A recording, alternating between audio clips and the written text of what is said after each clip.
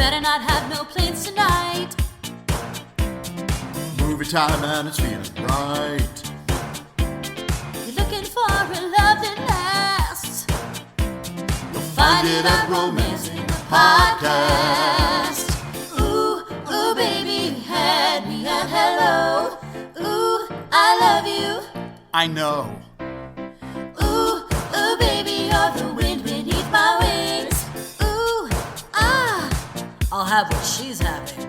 Thank you for tuning in to Romancing the Pod. You had us at hello. I'm Paige Wesley. And I'm Todd Schlosser, and this week, Paige made us watch Crimson Peak, Munchausen's by Foxy. Ooh, Paige. Nice. I know this isn't the first time you've seen this movie, No. and I'll be honest with you, we're going to take some heat for doing it on Romancing the Pod, because horror virgins have been begging for this one, and you just wanted to do a spooky rom-com, I guess, and this is what we ended up with. Yeah, no, it's October. I understand. I'm on board. Right? Like, I want the spookies. Yes, I'm on board. I understand. I supported the decision. I just think it's funny we're doing it here. I would argue that if any movie potentially straddles both worlds, this movie is it. And I also had a little chaos goblin inside me that was like, what if we did it on the other one? And I was too tired to not listen to that chaos goblin, so like, it's here. I saw this in theaters, opening weekend, like Paige. opening night. Heartbreaking. Okay. Yes. I mean, I get it, though, because it's Guillermo del Toro. Like, it's... Yes. Yeah. Now, here's what I will say. I actually liked this better this time watching it than I did in theaters. I damn near almost walked out of the theater when I saw this. Now, and I have to give credit where credit is due, because a huge part of that was the marketing for this movie so badly missed the mark that I think that's a huge part of the hate this movie gets. I would argue, on its own merits, now knowing what it is and what its intention is, it's not as bad as people have said it is. I still don't like it necessarily. Yeah. But like, it's well made, it's pretty, it's shot well. There's a whole lot going for it, right? But part of the reason people hated it so badly when it first came out is because it was marketed as a straight up haunted house movie. What? There was no mention of romance, really. It was literally just the ghost jump scares. And it was basically like, Guillermo del Toro made a haunted house movie. Don't you want to see that shit? And I'm like, of course I want to fucking see that shit. I'd love to see that shit. Yeah. I'd love to see that shit, right? Put it in my veins. And so day one, we were there opening day. And when I tell you that 30 minutes into that movie in the theaters, we were like, the fuck are we watching? Like, that is what, because what this movie actually is Jane Austen with ghosts. And I'm not mad at that necessarily. Watching it this time when I knew it was Jane Austen with ghosts, or like extreme Jane Eyre, kind of, I didn't hate it as bad. When you said extreme Jane Eyre, I just got like a vision of Jane Eyre doing the sickest like kickflip on a like skateboard as she's like writing a book. Extreme Jane Eyre elimination challenge. Can you kick the wife from the attic off of this thing with a giant Q-tip? Paige, but you gotta, and I understand the whole marketing thing, like that is a disservice to the movie. You should tell the audience what to expect when they go in. Yes. But the marketing team can't really be like, hey guys, it's like the Lannisters, but if they were doing like an English, so I married an axe murderer. Yes. I don't expect anybody to reveal the incest in the trailers. And, industry hindsight is 2020.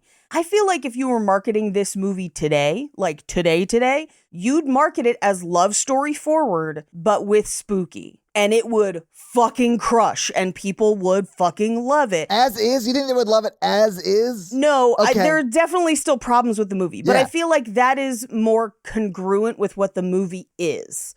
There's definitely still problems. This movie is paced bonkers. Like, you could cut a half hour out of it, and I think it would be way better. I mean, yeah, probably. I truly don't think it needs as much as it has for the story it contains. Yes. Yes, 100%.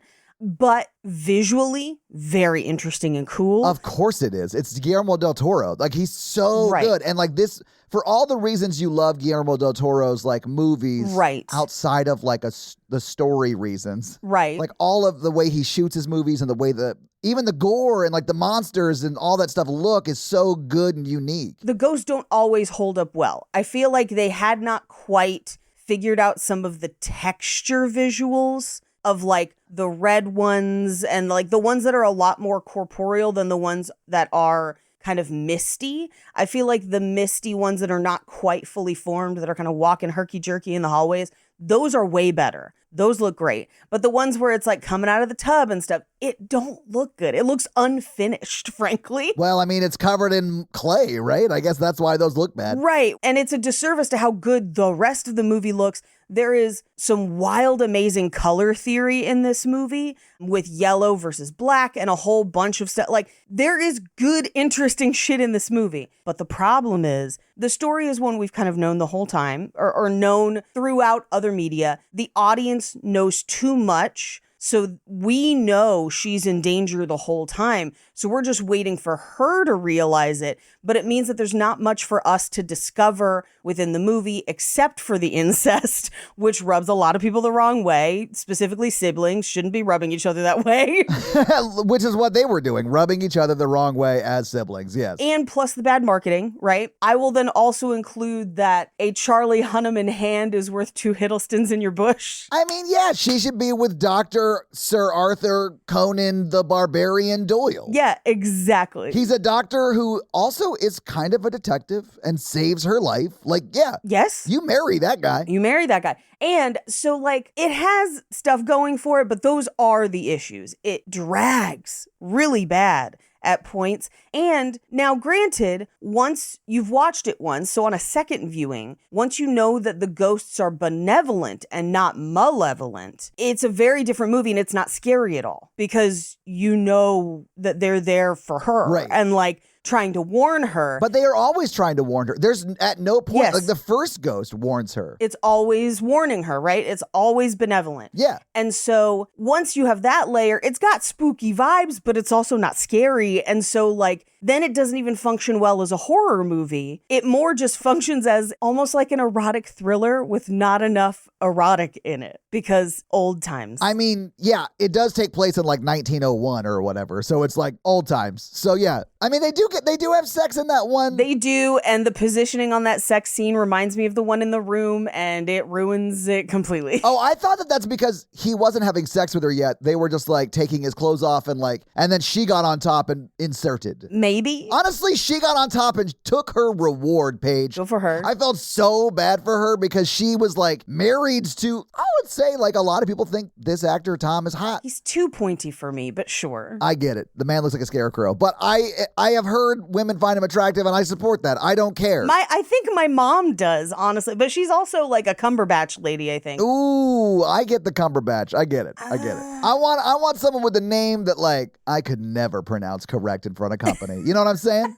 Hey, this is my partner Benedict's number to match. Yeah. But Paige, I really did kind of think this movie was crazy. Yeah. And I thought that like the incest scene was like hat on a hat on a hat on a hat. Yeah, because you know it by then. Yes. Yeah. It was revealed really early on after they got to his place. Right. That like they did try and kill that dog. Right. And that her husband is clearly in on it too. Like, you know, like. Right. And that's bad enough for me to be like, oh, they're just bad people. But then we realized that, oh no, they killed their parents and, you know, are planning to kill her because they've done this a bunch of times to a bunch of different women across Europe. So like, I didn't need the screenwriter to then push a little boy out a window whose crime was only liking to climb. Yeah. You know, like I did not need to go to the incest beat. We had so many other beats that made them bad people. Well, even if you want the flowers in the attic incest beat, like even if you want that, and even if you want to keep everything else, you can. But we as the audience are learning too much, way faster than the main character. Yeah. And sometimes in horror movies, you need that because it promotes you being scared on that person's behalf. It's the thing that brings about that,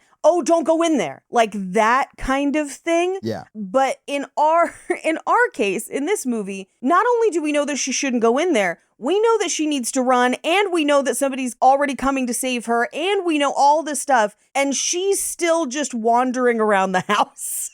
Like, we have solved it. We have Harriet the Spied our way through this movie. We know what's up. We know she needs to run. And she's just like, I don't know, maybe I'll check out this gramophone. And you're just like, run, like go. I mean, she has to listen to the receipts, aka wax cylinder recordings, Right. Which I kind of loved. Before her, he married someone who was like A podcaster? yeah, more or less. Like, I don't know what else to say it. Like, was a content creator in like 95 or whatever. Yeah. They were like, I'm going to make wax cylinders because I don't think we'll ever be close to a warm surface. And I want to like talk about whatever's happening. I don't know. It seemed dumb. But then here we are podcasting. So like, it is what it is. Right. This didn't bother me as much the first time I watched it. I couldn't stop thinking about it this time. The house is on a hill made of red clay, and that's why it seeps through the floor and it gets in everything. The house is slowly sinking. Why is the clay running down the walls? How did it get up there? That's the second floor.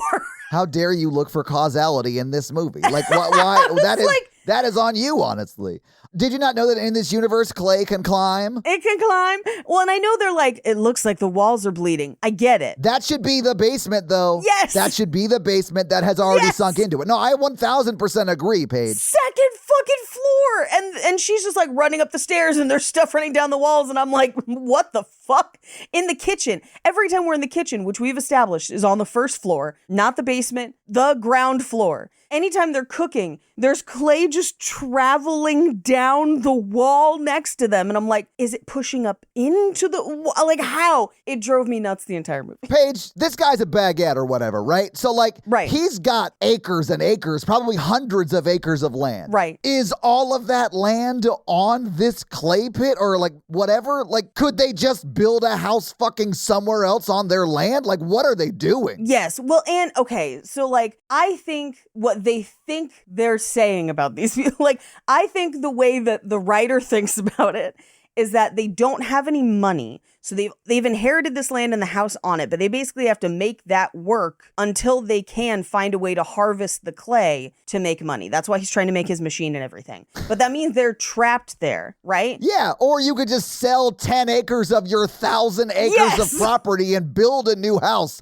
I don't have to have sex with my sister about it. Could they just grift their way across Europe and abandon the land? Yes. Yes. Like, absolutely. God, man. And that's a key flaw of the plot is like, they don't have to be there. Like, they're clearly really good at marrying into money and then disposing of those women once they have their fortunes. Yeah. And they seem to just keep blowing those fortunes on this machine when they could just be in Venice. Like, they could change their names. No one could know their siblings. And they could just grift their way across Europe and America. And there wouldn't be a whole haunted house about it. Right? And why was it always Sir Sharps or Sharpie? I'm not sure. Is it Sharpie? Is it Sharpay? Is that how you pronounce it? Sharp. No, I know. But like, he's a baguette, so I don't respect him. Right. He's also a serial killer, so I don't respect him. And I also don't feel bad at the end of this movie when she doesn't end up with his ghost. I don't know what it was trying to make me feel sad for at the end. I was like, good, the serial killer's dead. Or both of them are. Yeah, well, I think the movie tries to imply, much like So I Married an Axe Murderer, that the sister is the murderer and she murders everyone. Well, that's not true, though. It's not true. At all. Because we do find out that he has at least killed one or two people and that they like switch off. And she's like, it's your turn now, basically. Or even like he is the fly trap to her like killing them. Like he is complicit in their murders. Like he's an accessory at minimum. I don't think his sister should have killed him, but he should have been in jail for the rest of his life and not married to Edith, right? Because yeah. Charlie Hunnam is right there stabbed. He needs you to help walk him back to town anyway. Just marry the man. Hey, you got to get Sons of Anarchy back to safety so we can continue to look at his abs. And then not watch the Netflix Ed Gein show because what the fuck? Chasing people with a chainsaw? Did you even read about Ed Gein? No. Paige, that guy, all he does is make serial killers fuckable. It's terrible. It's terrible. Like it's not, they don't even like resemble the actual cases at all normally. It's just like, wouldn't you like to fuck Charlie Hunnam? Well, what if he was Ed Gein? Yes, but not like this. Yeah. Yeah, Ryan Murphy's also the meanest a celebrity's ever been to me in real life. Really? Oh yeah, that guy's a fucking monster. Well, now I have a good reason to hate his art. He's the worst. He's an awful person. I mean, I know a bunch of other people have said that and know that and talk about it. That's not news now, but he is the meanest person I've ever met in person. Anyway, but I think what the story thinks it's doing is that they think they have created enough groundwork for Tom Hiddleston's character to have been in love with Edith, and she's the one that he's willing to like break the cycle of incest for. But I think it's just infatuation, and he has felt trapped in the relationship with his sister and saw her as an escape. I don't think it's real love. 100%. The movie, I think, thinks it's real love. Nah, he's just monkey branching to get out. Right. No, yeah, he's monkey branching so hard. So hard, right? Yeah. And that's why they have that scene with the ghost at the end, because they're like, oh, well, like lost love, guess she's stuck with the doctor. And I'm like, I mean, come on.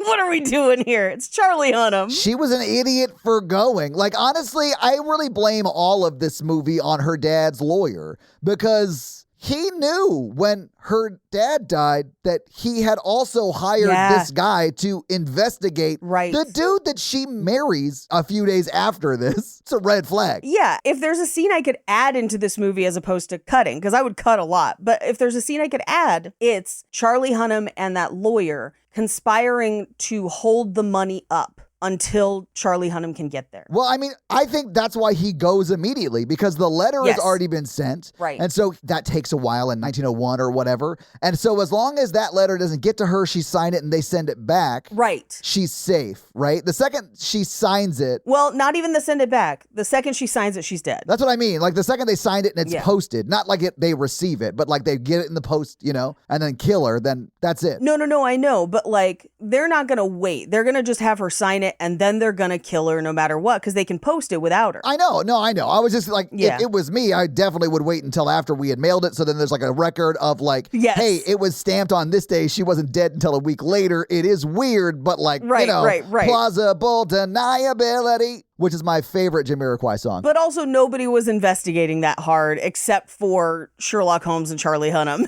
in this world. Are you telling me that the rich don't get investigated if they kill their wives? Well, that's so unlikely, right? That is currently true, my dude. I guess they just bury her at the golf course and forget about it. Or just send her to the Centers for Religious Technology, you know. Just spirit people away.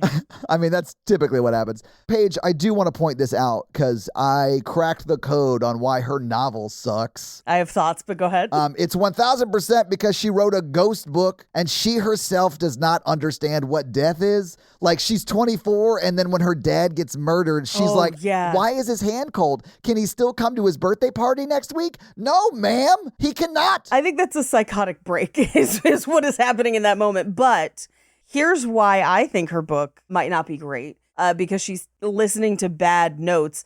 But I think she's supposed to resemble a Mary Shelley. Yeah, they say that multiple times. Yeah. They say it multiple times. They beat you over the head with it. Yeah. And so it's almost like, what would a story from this Frankenstein lady seem like?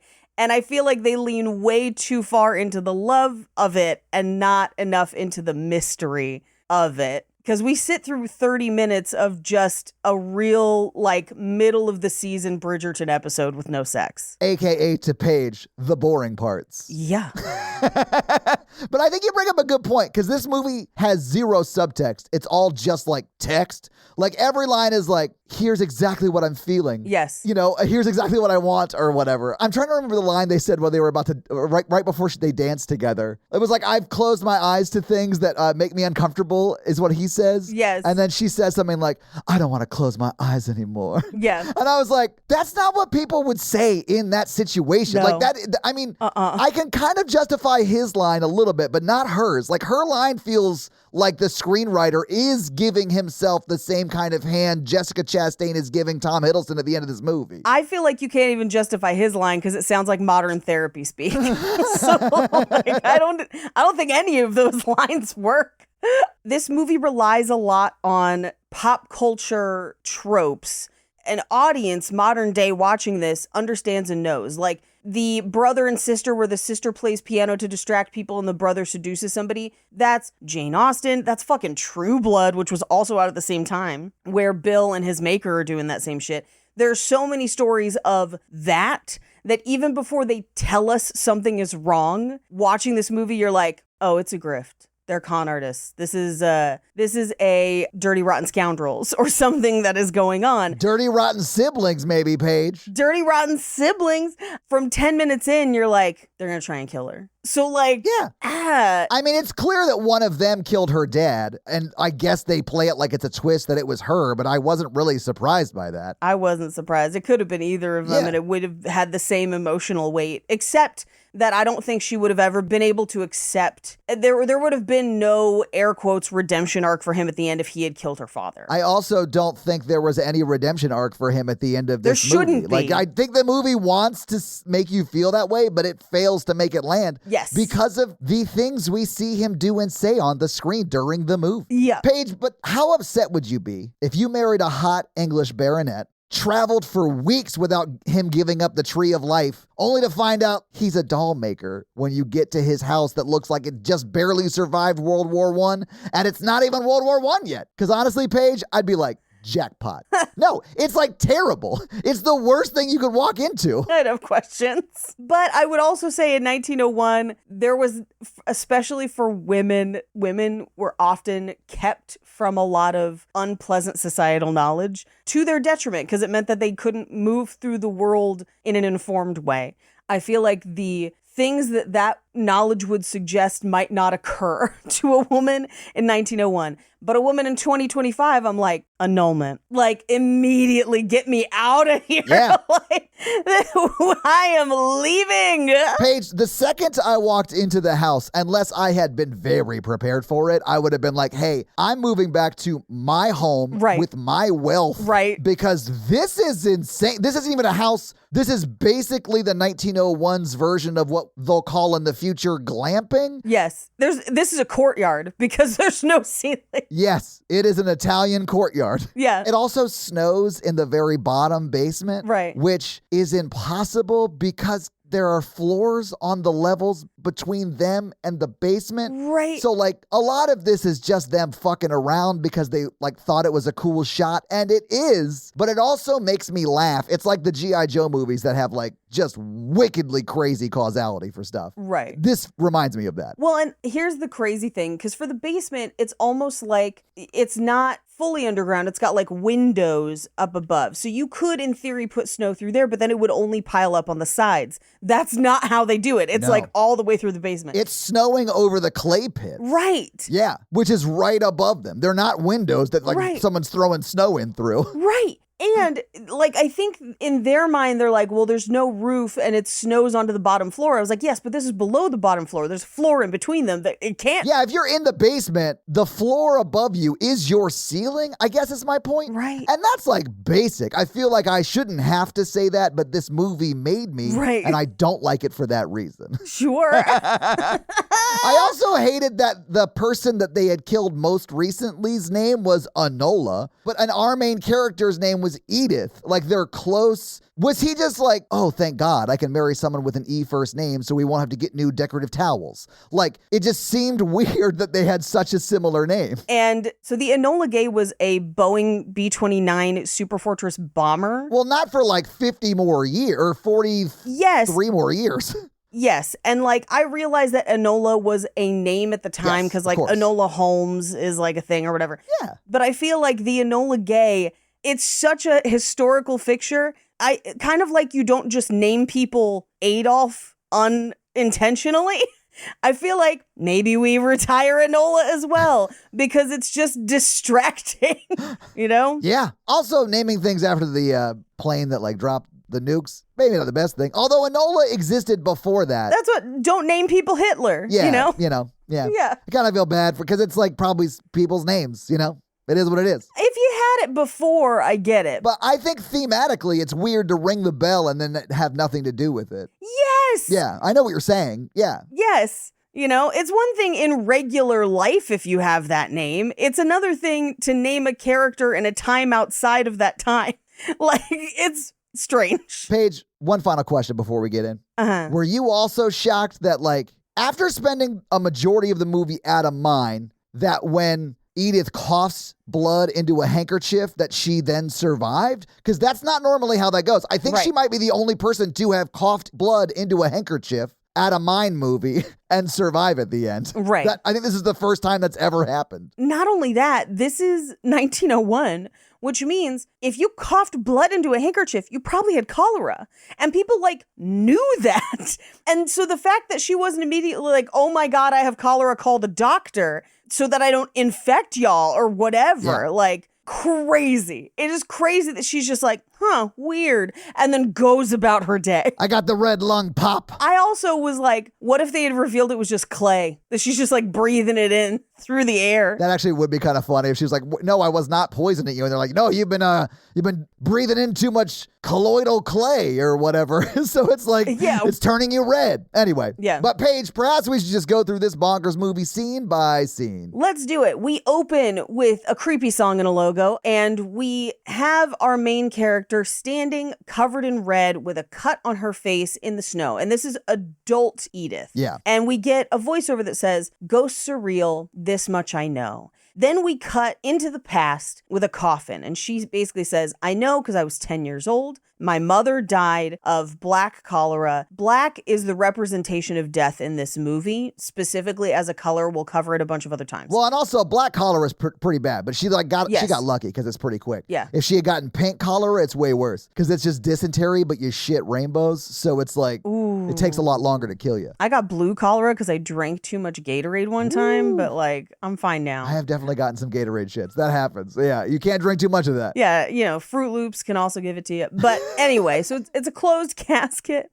And they bury her mom, but we cut to her later that day, basically in her room, and we see a ghost come down the hallway, climb into bed with her, kind of like a mother would do with their child. Honestly, kind of put like her hand on her arm, like holding her a little bit. And she just says, my child, beware of Crimson Peak. The little girl screams, and then we get more voiceover that's like, it would be years before I would hear that name again, and by then it would be too late. We cut to Buffalo, New York, 14 years later. Before we jump into what she's doing, can I just say this about ghosts? Yep. Y'all suck. Like, if you have, 20 seconds to explain to your 10-year-old daughter that, she should not marry a man from Britain. Right. Don't say avoid Crimson Peak. Like, there's no context for that. But if you said, don't marry anyone British, that might help, actually. It'd be a little easier. Yeah, maybe give more context or something that she might know. Or don't marry Sir Thomas Sharp. Right? It's as many words as,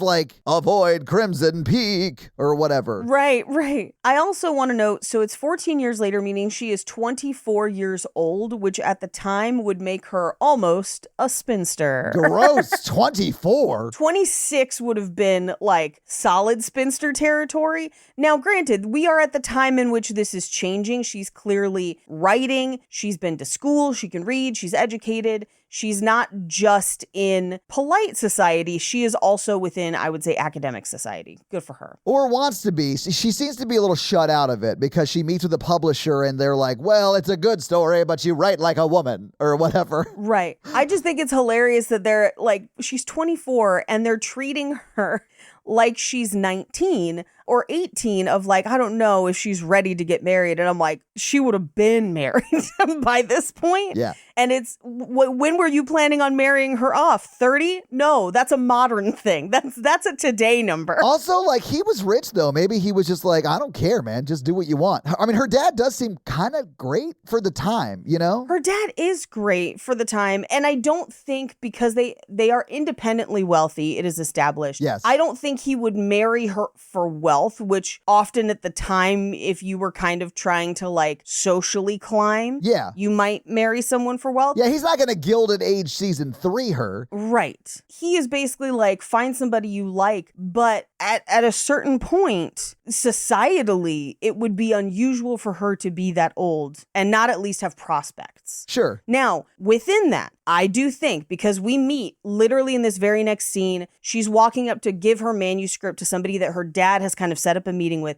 She runs into Charlie Hunnam, who has returned from traveling abroad to set up we will find out it's ophthalmology practice in this same building. Yeah. And they are clearly friends of the family. I feel like her dad is really rooting for Charlie Hunnam, and they have been friends their entire lives. And now that Charlie Hunnam is back and established, I think her dad is like, let's make this happen, because he's a guy with his own thing that he's created. He works for himself. He's still doing well. He does come from a well-to-do family, but he has struck out on his own. And that seems to be what her dad really values. Yeah, he wants someone for her that he knows will be able to provide for her, which I think is a valid kind of wish for your daughter. Sure. And he has means to take care of her for the rest of his life. Right. And so he doesn't really see a rush, it seems, to get her married off. Right. So, like, yeah, why not go with the guy she's known forever, clearly loves her, and, like, Right. isn't a fail son, does come from a wealthy family, but is, like, working. Like, Right. It's like jackpot right there. Yeah. But, of course, Edith is like, I mean, he's all right, but have you seen the serial killer from Britain? Come on. He's so pointy. He's too pointy.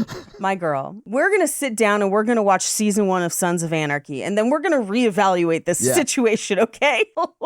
Come on.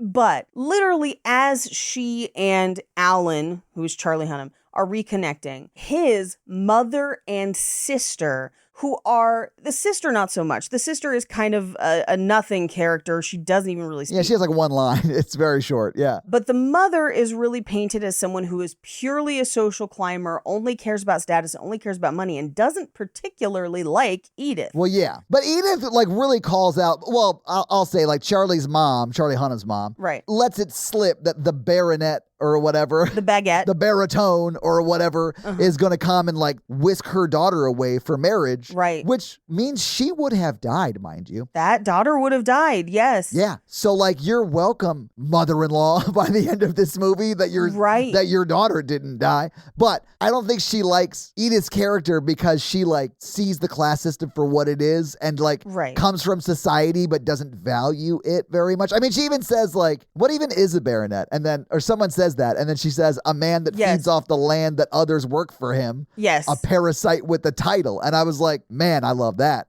So the mom-daughter combo are Cressida Cowper coded for you Bridgerton folks, but it's very much, they have money, but they inherited money. Yeah. And so they need to keep money because they don't have an industry that continually provides money, as opposed to Edith, who her father, it seems like, has a number of industries, a number of businesses, and they are looking down on her for working for her money. 100%. Yeah. That is part of it. Which is embarrassing. Yeah, it's crazy to do that. Like someone who can't looking at someone who can. Yeah. And getting like, oh, you're so gross. I'd be like, all right. I mean, consider the source, man. Like, I don't care what you think about me. It's gross that you have to work for your money. But again, that's what their son, Alan, is doing. Yeah. He has a trade, right? Yes. Anyway, so the mom already established as kind of mean. But we cut to her in the office of this publisher, and they're like, oh, I thought this was a romance story, purely because she's a woman. Right. That is purely the assumption. And she's like, no, it's a ghost story. And they're like, you got to add a love story to it. First of all, bitches, write ghost stories. Write whatever you fucking want. You don't need to add love stories to shit, but if you do, I will read it. I might also read your regular ghost stuff. So what you're saying, Paige, is the publisher, even though he was an asshole, was right. I would say that the publisher probably did not give the same literary merit to those romance stories.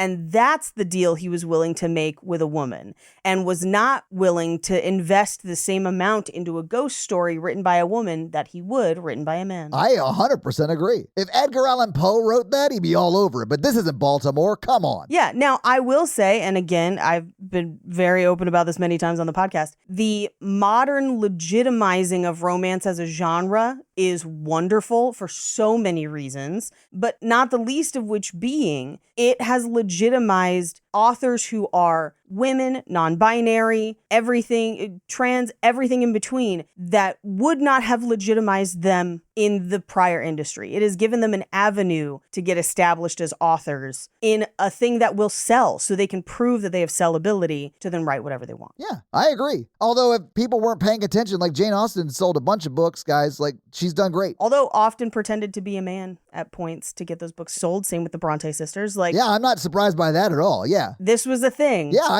I'm sure it was. Anyway, he turns her down. So she's going to write for somebody else. She's maybe going to add a love story. She also decides to type it because she thinks that they saw her handwriting and knew it was a woman. So she's going to try and submit as a man and see if she can get it published as is. Yeah. Good call. Yeah, she's going to do what J.K. Rowling did when she wanted to show up as a different gender in society. and she just changed her name to a man's name to sell more books. Yeah. Which I do think, like, and I clearly am sort of poking fun at her for doing that and then having the views that she has. Terrible. But also, it sucks that I'm sure that helped her sell more books. Oh, 100%. I have absolutely submitted for things under different names. Oh, no, I do mean that too. Yeah. Of course, that No, yes. classical misogyny. Yes. But also because, like, they're not her name and all the bad press she's been getting because of the Yep. weird views she has, you know? Yeah. Anyway, Yeah. that's what I was thinking in my head when I said that. But yeah, no, I agree with you too. Yep. Anyway, she goes home to tell her father, and he gives her a pen because he was like, I was kind of hoping this would be a celebration. I'm kind of sad they didn't take it. And she's like, well, thanks for the pen, but I'm going to have to type this out. That pen is Chekhov's pen. It is. I wrote, it's the pen of second chances page. Yes, of course. Because she, like, is going to sign the paperwork with that pen and thereby allowing them to kill her, story structure-wise at least. Right. And then she stabs Jessica Chastain with it. Right. Love it. Love it. But so she asks permission to use her father's typewriter in his office. So she's in the office typing, and who should walk in but Tom Hiddleston, the fancy baguette. He, like, if you turn a baguette up on its side, I honestly don't know if I Not could far tell off. them apart, honestly. Yeah. You know, baguettes are delicious. You should take this as a compliment.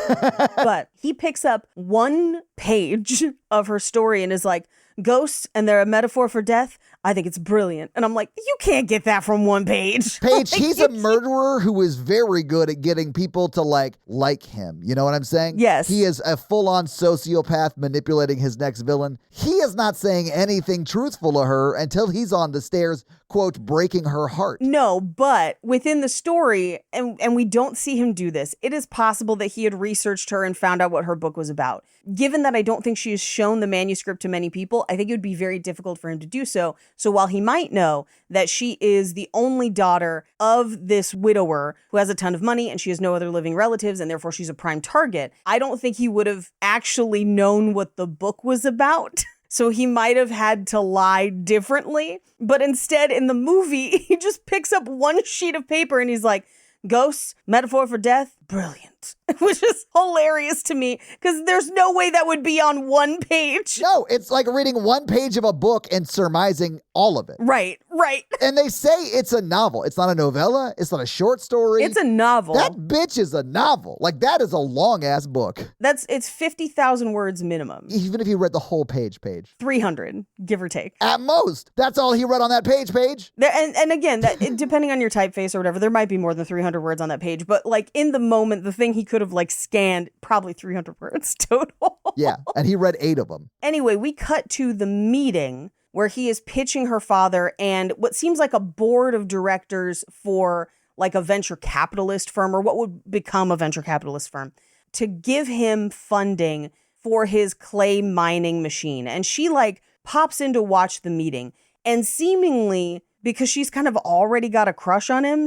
I think she's like, he's spindly and spooky and I'm into it. I mean, 100% she is. I don't know if she sees Charlie as like a romantic option right here. Yeah. At this point in her life. And I think it might be because she's known him so long and he maybe hasn't expressed an interest until now because he was like, I'm trying to be polite. Yeah, exactly. He's like trying to live Yeah. by the rules of society. And as a man, he needed to set up his enterprise before he was allowed to like go wife hunting. You know what I'm saying? Like, Right. And that sounds way worse than it is, I guess. But you know what I'm saying? But no, you're absolutely right for the time. Yeah. So like, I think had he expressed his romantic feelings way younger and like it was unrequited for a while and now he's like, they're on the cusp of getting married, it would have gone very differently. Right. I think it's because she doesn't see him as a romantic option, I guess is my point. Right. And so during the meeting, her dad is like, you have tried to get funding a bunch of other places. Milan, Scotland. He like knows all the places, which to me was crazy. Like, how would he know that before he hires the PI? I think because it's in the proposal. Oh, okay. And he has maybe talked to the other companies. Well, hey,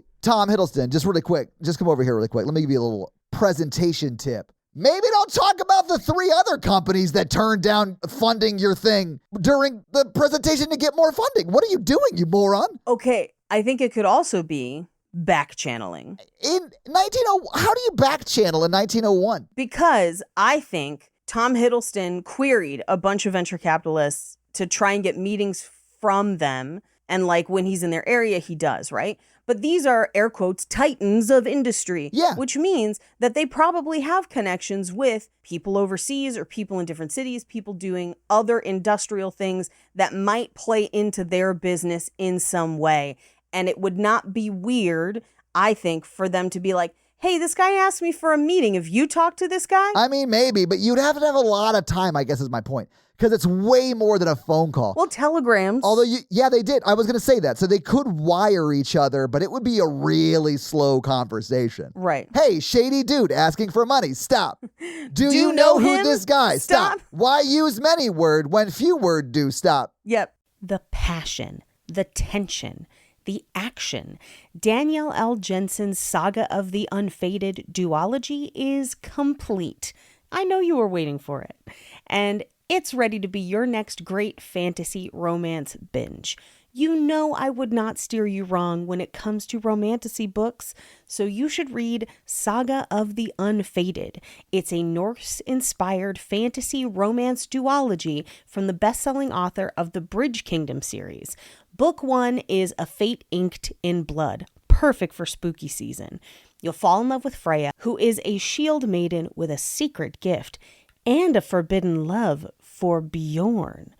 So, a shield maiden blessed by the gods battles to unite a nation under a power-hungry king, all while fighting her growing desire for his fiery son. Pretty sure that's Bjorn. Then, you should experience the epic conclusion to their high-stakes saga in Book 2, A Curse Carved in Bone. I honestly can't think of anything better for spooky season than carving curses in bones. It's like the whole vibe right now. This is also about Freya, who fights to break the shackles of prophecy in this searing conclusion to the Saga of the Unfated romance fantasy duology. That's 2 books.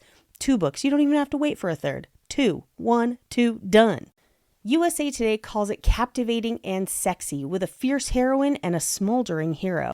A Fate Inked in Blood is everything you want in a fantasy romance. You know who gave them that quote? Elise Kova, the best-selling author of A Deal with the Elf King. An Elf King. That's the only thing better than an Elf Prince.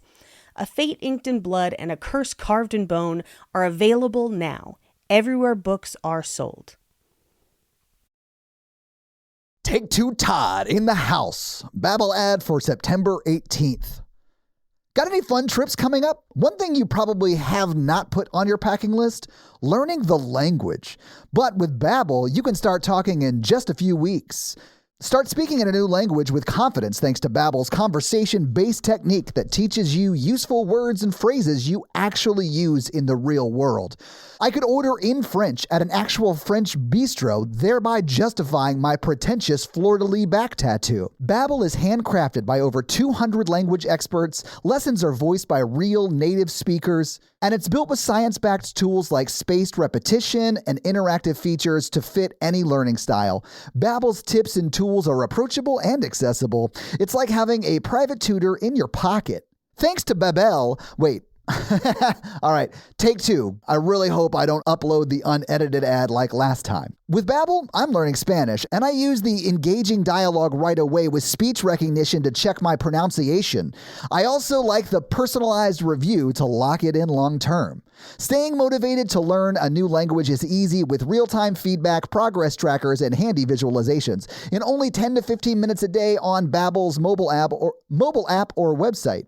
Studies from Yale, Michigan State, and other leading universities continue to prove Babbel works. One of the studies found that using Babbel for 15 hours is the equivalent of a full semester at college, which is saying something, right? Like, how much did I pay for college? With over 16 million subscriptions sold, Babbel's 14 award-winning language courses are backed by a 20-day money-back guarantee. So get talking with Babbel. There are more than a dozen languages available. And you can learn at your own pace with material tailored to your proficiency level, interests, and time. So whether it's English, German, Spanish, or Klingon or Vulcan, I guess probably just Earth languages, so still just Earth languages, so like French, Portuguese, Turkish, all of that stuff, right?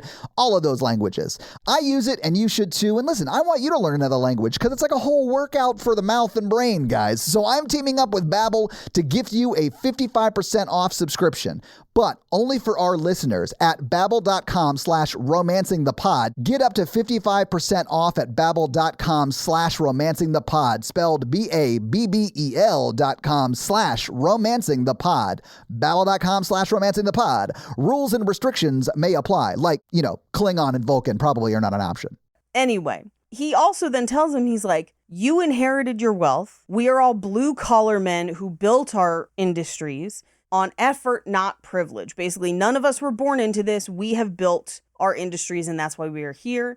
And essentially, Tom Hiddleston is like, yes, but I've given up all of my inherited wealth to do this. Right. So that this can be the thing I build, and my will is strong. And they're like, we got to think about it. It's probably no. It definitely is. It sounds very no when he leaves. I don't think there's any glimmer of hope, really. No. Although I don't think they give him a flat out no, but it is what it is. Yeah. I would also mention that at this point, we are like 20 plus minutes into this film. One ghost, no other spookies. I don't know, man. I thought that machine he built was pretty spooky because he thought it was revolutionary, but it was pretty much just like what a steamer ship uses. Yeah. But for clay. Yeah. It wasn't even like electric, which would have been like state of the art at the time. You know what I'm saying? Because like, right. It was like the invention that Belle's dad invented in Beauty and the Yes. Beast. Like, it's that kind of invention. Yes. Which feasibly I think would work for like the 6 feet that the like spinning wheels of buckets that scoop up the earth Right. would like dig. But it's not something that you can lower. It's like built into like stilts that are on the ground that don't adjust. Yeah. So you're just digging right there, and then that's all you can do. Yeah. You'd have to like disassemble and lower the stilts and then start again every 6 feet. It is possibly worse than just using the shovel Jessica Chastain gets killed with at the end. I mean, here's what I will tell you. For the amount of money it appears they have funneled into this enterprise, they could have hired workers. Yeah, Paige, they killed at least 4 other women before Edith gets involved. Yes. What happened to their wealth and land, presumably? Like, Yeah. they actually probably could have gallivanted all throughout Europe, Lannistering their way from city to city without ever even going back to the house that they own for the rest of their life with the money they took from those ladies. Right. And mining clay is not new. People have been mining clay since almost time immemorial. Yo, like Rome was built out of a lot of clay. Like, yeah. Egypt was built Yeah. out of clay, even before Egypt, right? So like the idea that there's not a modern equivalent that could have also mined the clay, that they could have just purchased, set up a clay mining industry, and then gallivanted across Europe doing whatever their incestuous sibling hearts desired is bonkers, because that could have made money and funded their lives. It's purely a singular focus on his ability to make machines that is the problem. And dolls, Paige. Don't forget the dolls. But Paige, why was the house ever there to begin with? That's Leaning Tower of Pisa level stupid. You know what I'm saying? And Yeah. in a time where they could have known not to do that. Like, Right. I get that at the time, like, they built that tower in Pisa. They probably couldn't know how soft that ground was or whatever. But like 1850, you could be like, hey, that's all clay. You can see it's red. Todd, they say that, and this is incorrect, but they do say it in the movie. They say that house has been there for 800 years. No, it has not. I know, because it is clearly built with the sensibilities of the last 100, maybe 150 years, right? Yeah. Right? And if it had been there for 800 years, the clay would have been something they had dealt with a long, long time ago. Yes! That's like saying, oh man, this house was great till all the fucking clay moved in next door. Like, that's not how clay works. Like, it's been there it's longer just than the there. house. Like, it's whatever. Like, this is crazy. Todd, if they had built that house 800 years ago, what would it be built out of? Fucking clay! Like, what are Probably, we yeah. talking about?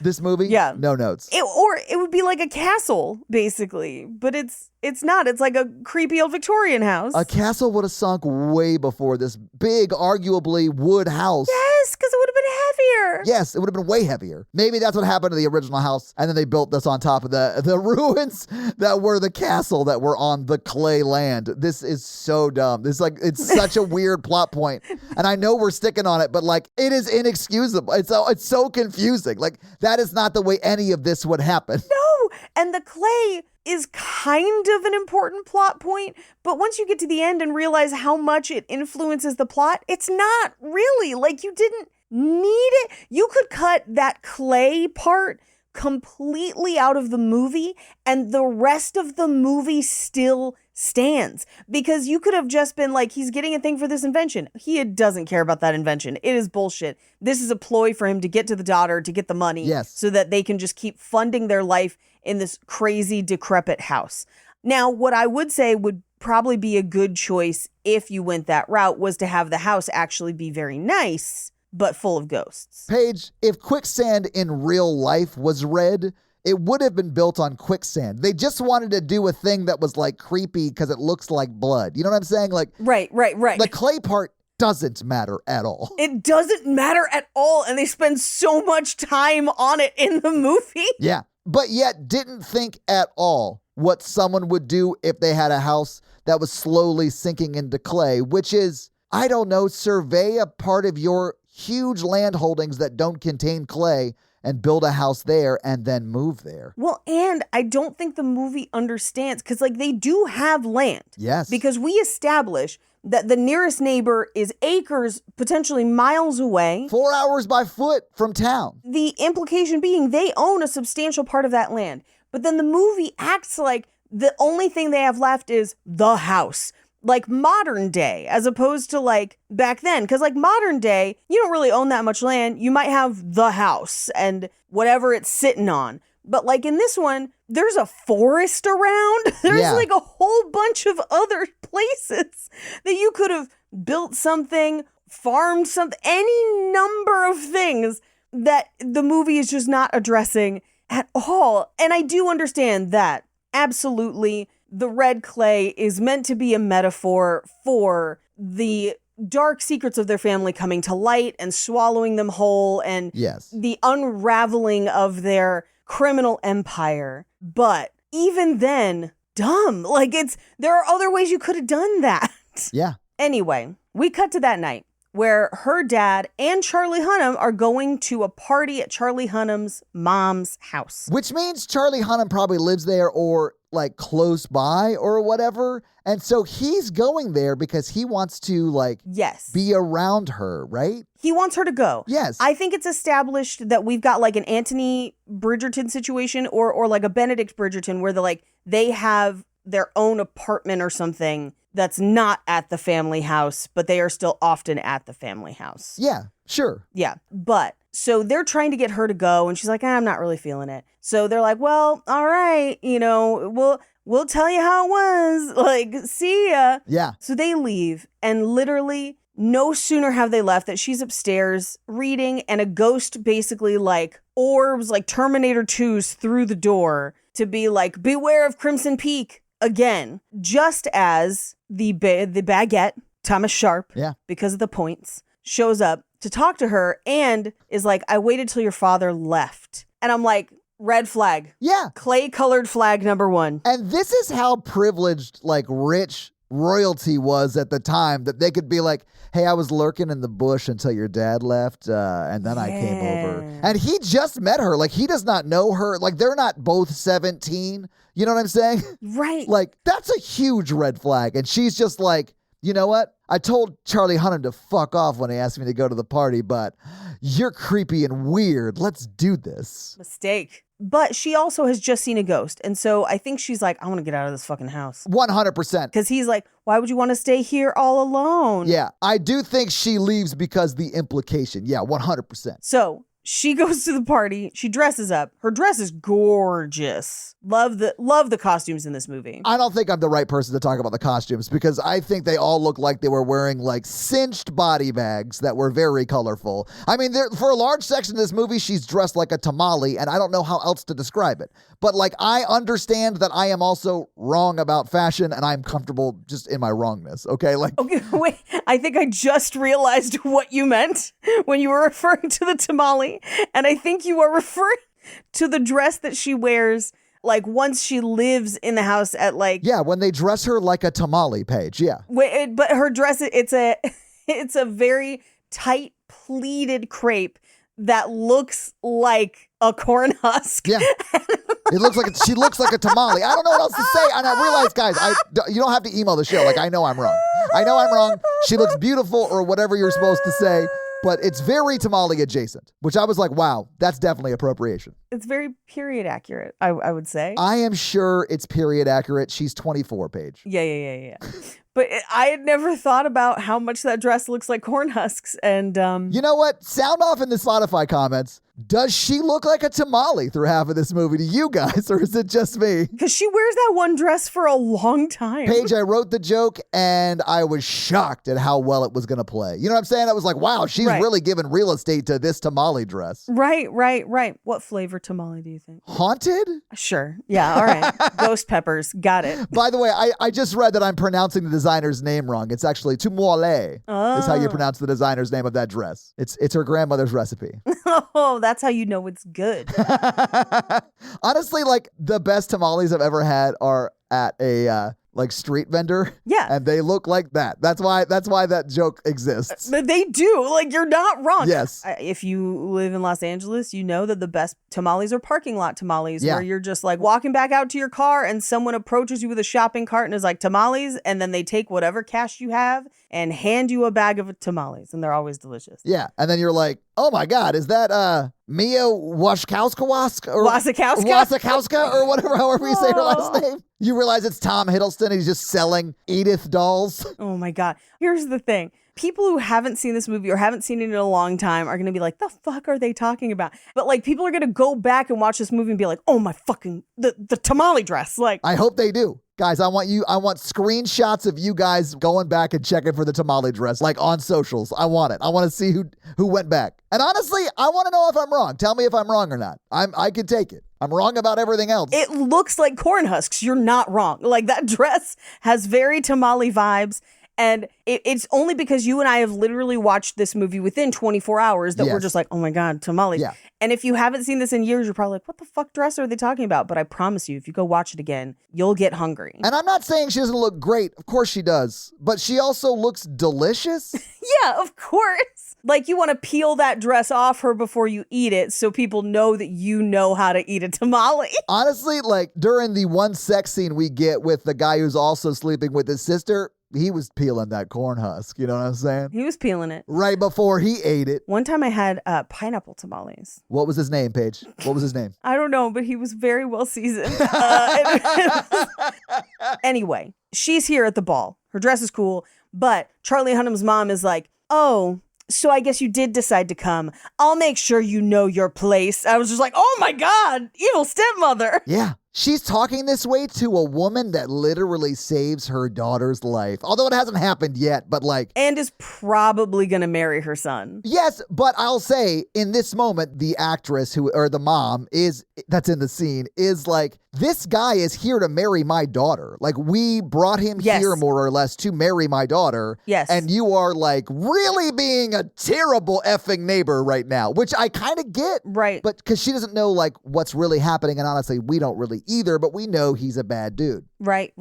So they do the waltz while his sister plays the piano. The classic, like, Victorian grifter, she plays the piano, he dances with the lady. Like, very classic. Yes. And he does specifically ask Edith to dance instead of Eunice, who is Charlie Hunnam's sister, who looks devastated, but thankfully lives to be devastated another day. So, yeah, I mean, honestly, if she had gone and gotten married to this guy, she would have ended up as a key that just said Eunice on the top. yeah. Because the police will never look into it. Like, they'll never be like, why do you have keys that have all of your husband's ex-wives' names on them? Or, like, widowed spouse on them? Well, frankly, this is how Belganess gets away with murdering so many people for so long. Back in the day, like, they're hours away from town, right? Who's coming to check? In fact, one thing that I actually like that this movie does is that Edith, in meeting other people, they just assume it's been one wife the whole time and they're just finally meeting the wife. Right. And don't even realize that it's been 4 different women, because who could keep track? And nobody's going out there to see them. And like, just the distance and the slowness of traveling information means that it's incredibly hard to track down when people disappear at all. And so, like, it wouldn't be until her letters went unanswered to her family that people might start to look, but all they would have to do is write a letter back that said, so sorry, she got some illness and died. And no one would look into it. That would just be it. They'd be like, oh, damn, she got the flux. Yes. Man. Flux capacitor. She traveled forward in time. She'll be back at some point, Yeah. I'm sure. Yeah, she'll be riding a train that flies. Right. But her dad is suspicious, and rightfully so. And we cut to him the next morning shaving at the club, which I actually think is really interesting and like a fixture of the time that we don't see in a lot of movies, but was a thing. Where like it was almost like a men's spa. It was like a men's athletic club. I have been to one. Yeah, I was going to say, have you ever been to one? I actually Yes. stayed in the Pacific Union Club in San Francisco once because a member actually like just let me stay in his suite there. Right. And it was cool, but it's a different world altogether. I'll just say that. Like I didn't feel very comfortable there. So the one I've been to is a historical one here in downtown Los Angeles where now they have weddings. People get married there all the time. But all of the like stuff is still there. The one I went to at the time, this is a while ago, so this may have changed, but like women were only allowed to eat in the bottom level of the place. We had certain wings and you could only go to certain places. Yeah, so like women couldn't stay there. Right. They couldn't come up into the second floor or above where the rooms were. Now that may be different now, I don't know, but like when I was there, that was the rule. And I was like, this is a weird, definitely haunted place. And maybe that's just because I'm not comfortable with this kind of wealth and it's just like a fine, normal thing. But like I was very uncomfortable there. It was cool and I was very kind of this person to let me stay there. Sure. But if they had offered again, I'd been like, I'm good. I got it. I did it. I feel like it's one of those wealthy person things that has kind of gone by the wayside in modern day because now modern day wealthy people just make their houses like spas. Right. But so like there's a Korean spa by my house that I go to often. If there was an option for me to go daily or like even a couple times a week, I'd be there all the time and I'd be doing stuff like this of like, yeah, I have an important meeting. I'm going to shower, scrub and do all the things here and then go to my meeting, which is essentially like what her dad is doing. He's there in the morning to do all his prep before he goes into the office and to eat breakfast and whatever. Yeah. But it is a shared communal space.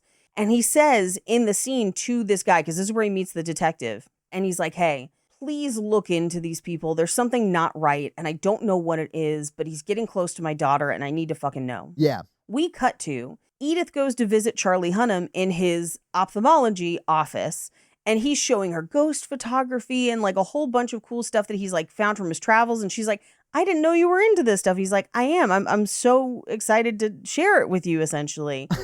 And he then says, he's like, I understand why you're fascinated by the Sharps, the baronet and his sister, but please proceed with caution. I'm a little concerned. Like, he stops short of being like, I like you, so don't do it. Yes. And he's just like, I'm concerned about you as someone who cares about you. But at this point, I don't think she would have married Charlie. I think she would have gone with the baronet because she is into him already at this point. Right. You know, like it's almost too late, I think. It is a little too late, but I also feel like this is kind of a character issue within the screenplay because they want her both ways. They want her bookish but worldly and like a smart girl who understands a lot of things that shouldn't really care about the social climbing. But then the second a baronet comes to town and pays her any attention, she cares. And that's kind of incongruous for me of who she supposedly is. But she is sitting with Tom Hiddleston and his sister in the park. And this is where we see butterflies that are dying. And we get this whole like beautiful things are fragile. And at our house, we only have black moths who feed on butterflies, I'm afraid. And this also, if you've noticed in the movie, Edith wears a lot of jewel tone yellow. Yeah. Bright yellow. I love it. It looks incredible on her. You might say it's like corn husk yellow. Yeah, a little bit.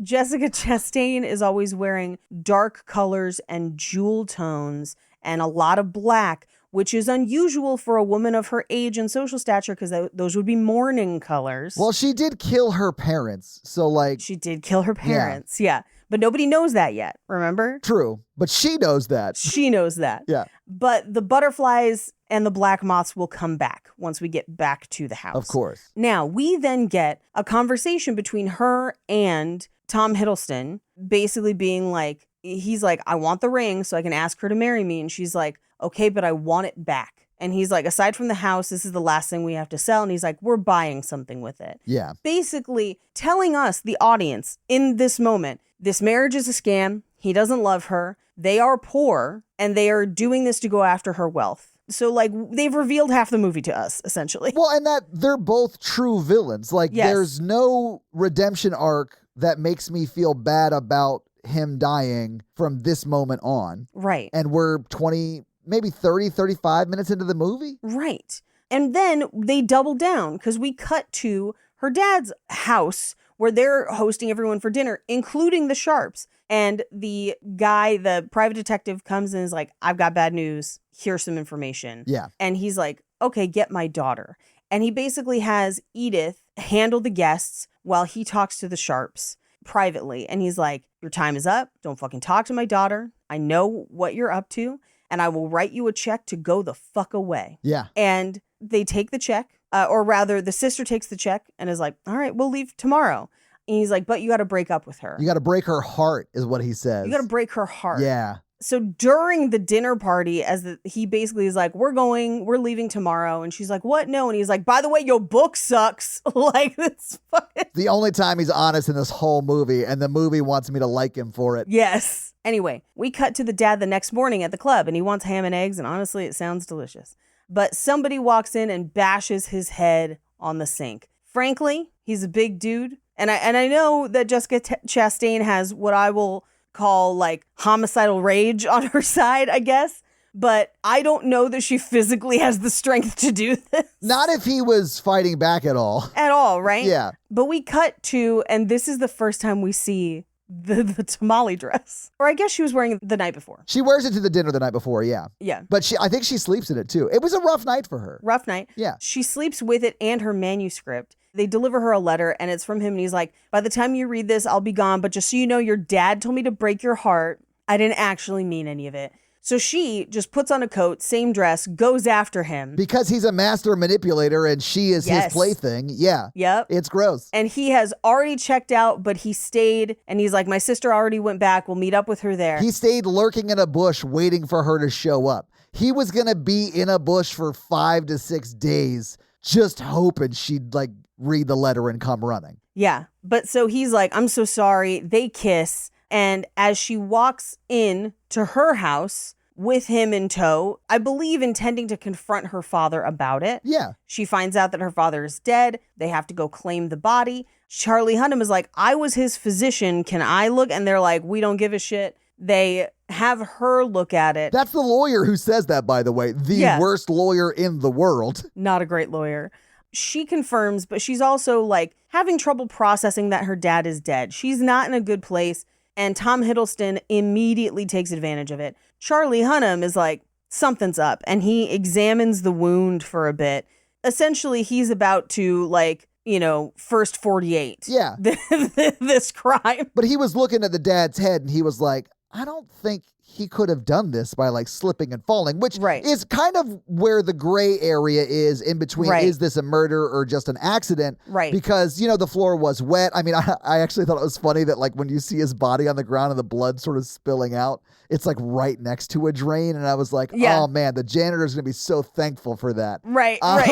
Because he was right next to the drain in the floor. But it does mean that the area is often slippery too. Right. So like I understood that, but the way, like the place the gash is, it like couldn't have been a slip and fall. It might have been an owl. Could have been an owl. But there's no way it was a slip and a fall, Paige. You know what I'm saying? You can't do that falling downstairs. Look, owls so often murder people. I think it could have been if he had slipped farther away from the sink and was already on his way down with momentum. But I don't think it's likely. I think it was definitely an owl. But like, they didn't have the technology to understand when owls commit crimes back then. I guess we still don't. No. Guys, the staircase is a crazy case. Check it out. Who killed your wife? Who? Yeah.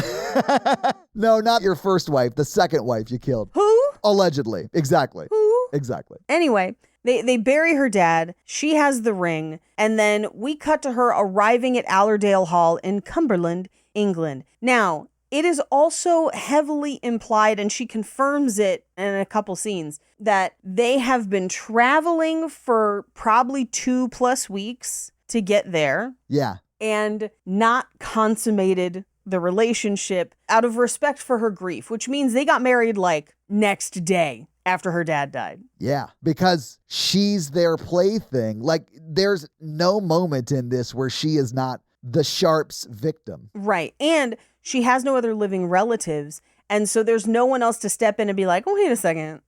Like, wait a sec. I'm just going to go through your dad's papers really quick. Like, the lawyer should have. Yes, 100%. Yes, he's a terrible lawyer. And Paige, the reason they switched to Edith and not Charlie Hunnam's sister is because if they kill Charlie Hunnam's sister, she doesn't stand to inherit anything, really. Right. Because he's going to. Right. So the fact that they like, oh, this is actually like a way better Mark, we should be with her. It's not because he's like, oh my God, I can't not be with this woman. It's that she's a better Mark, guys. It's not romantic, it's predatory. I don't think Eunice, Charlie Hunnam's sister, was ever an option. I think the only reason they entered that particular circle of businessmen was for Edith. I think they'd already researched her. Yeah, I mean, she is the by far better option. So yeah, I think so too. Yeah, the optimal Mark. Yeah. Anyway, this is where we first see the house. But as she's walking in, a dog approaches with no collar and a ball wanting to play with her. And she's like, oh, you didn't tell me you had a dog. And he's like, we didn't have a dog. That dog's been dead for 10 years. But no, it's not. But it is revealed shortly after this that he and his sister tried to kill that dog. Yes. But don't you just love how much she loves him at the end, Paige? No. Isn't it so romantic? It's not. No. He's like a monster. Yeah. You know what's way more romantic than this? Loki season 1 and 2, and they don't end up together either. So like, I guess spoiler. Yeah, I guess. It's been a few years. Yeah, they've had plenty. I didn't even mention Whomst. Plus, he's the trickster god. Maybe this is all a joke or a trick. There's many versions of him. Yeah. It'd be way more fun if it was the alligator one. Anyway, they show up in the house, and there's a crazy line here where she says, how many rooms are there? And he says, I don't know. Would you like to count them? What? This is not the Winchester Mystery House. How many rooms are there? You should know. Yeah, that's a definitive number, my man. Right. You know how many rooms there are? If that number is changing, we have much bigger problems than the clay. Right? But this is also where we see the giant hole in the middle of the room, which just serves to make that room look cool. Absolutely. Paige, before they walk in, they meet a character that does establish that people in this house or this area, town, think that she is the person he married a long time ago, right? Yes. That character's name is Finley, and I remember because I didn't understand what they said the first time because the dub was so bad that I had to back it up. It was like the dub on Finley was so bad, it looked like they were actually speaking in a language that didn't have letters. Right. And they had to like dub it for English. It was crazy. Like it was so off. Yeah. But this is the other thing of like, Findlay is also presented as the person who helps him assemble and disassemble the machine. Yes. And run the machine, which means he would have met every previous Mrs. Sharp. Yeah, Paige, it does mean that. He's an accomplice. Like, he knows he's complicit. She truly should have to kill Finley to be safe because he knows and serves his master willingly. He's the Igor of this situation. That's exactly why I said it that way. I agree completely. Yep. They get back into the glamping house that honestly sucks because it's winter and there's no roof. Well, and she thinks she sees a ghost in the elevator, and it's immediately apparent that the dog fucking hates Lucille and Thomas. Well, because they tried to kill it. Yeah. Like, and the dog knows that, but it can't communicate that. So it's just like, hey, will you play with me or are you also a monster? Right. And this is also where Lucille, she's like, hey, can I get copies of the keys? And Lucille's like, I'll let you know if you need them, but there's some parts of the house that are unsafe that you shouldn't go into. Like the East Wing, Paige. Yeah. Anyway, she goes to run a bath. The water runs red and then clears. Right. But while she's taking a bath, they basically downstairs are like, I thought you killed the dog. Well, I left it outside. I figured it wasn't going to survive, but like, how has it? I don't fucking know. But like, I guess it's her fucking dog now. This is where we learn that Tom Hiddleston's character is a bad person, but lacks follow through when it comes to killing somebody. Right. So there is like a glimmer of compassion in this person, but I mean, they're still a monster, but like they don't love to kill people like his sister does. Right. Well, and this is where we reveal that Edith was his choice, not Lucille's choice. Because she's like, you chose her. Why? Like, now you have to deal with her. But we cut back up to the bath where she's playing fetch with the dog. And at one point, the ball doesn't come back. and the dog comes back without it. Yeah. So we see, Edith doesn't see, a ghost with a missing ring finger. Yeah. And then the ball rolls back. So we know there's ghosts all over this house. Oh, yeah. It's lousy with ghosts. We cut to after. They give her tea with berries in it that will turn out to be poison. And they tell her that the sounds that she's hearing are just wind through the chimneys and the house kind of breathes.